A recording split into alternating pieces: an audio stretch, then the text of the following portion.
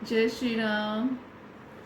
इंदिरा एकादशी व्रत इस बार 28 सितंबर को है और पारण 29 सितंबर को 6:13 से लेकर के 8:36 तक है सुबह में।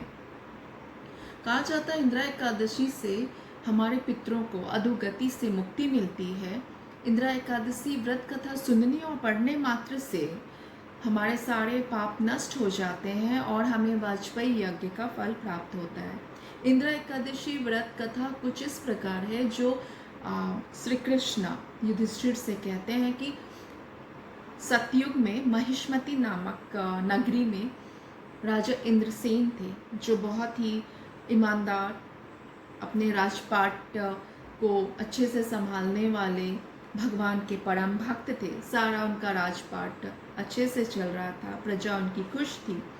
एक समय राज दरबार में नारद मुनि का आगमन हुआ। उन्होंने नारद मुनि का बड़े सादर पूर्वक, प्रेम पूर्वक मान सम्मान किया और उनसे आने का कारण पूछा। नारद मुनि ने कहा कि महाराज, मैं यमलोक गया था, वहाँ पे आपके पिता मिले और उन्होंने आपके लिए संदेशा भिजवाया है कि मेरे पुत्र से आप कहिएगा कि मैं किसी पाप के कारण यमलोक में हूँ और वो इंदिरा एकादशी करे और जिस कारण से मुझे यहाँ से मुक्ति मिलेगी और मैं वैकुंठ धाम को जाऊँगा।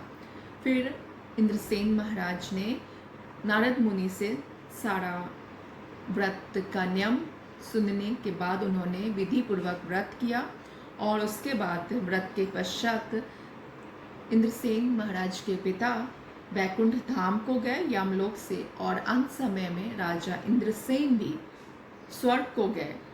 तो इस प्रकार जो भी इस व्रत को करता है नियम पूर्वक, तो वो अंत समय में स्वर्ग को जाता है। और जो सिर्फ इसे पढ़ता और सुनता है, उसके सारे पाप नष्ट हो जाते हैं। तो अवश्य इंदिरा एकादशी हम सनातनियों को करना चाहिए। अगर व्रत ना कर पाए तो कथा सुन लो, है ना, और अन्न मत खाओ, फ्रूट्स खाओ। इस तरह से भी भगवान के लिए हम मान सम्मान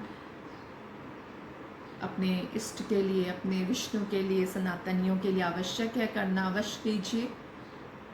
और बहती हुई गंगा में हाथ धोना कहते हैं, लाभ उठाइए। चलिए फिर मिलते हैं आगे नेक्स्ट ब्लॉग में। आप सभी का मंगल हो। जय श्री राम।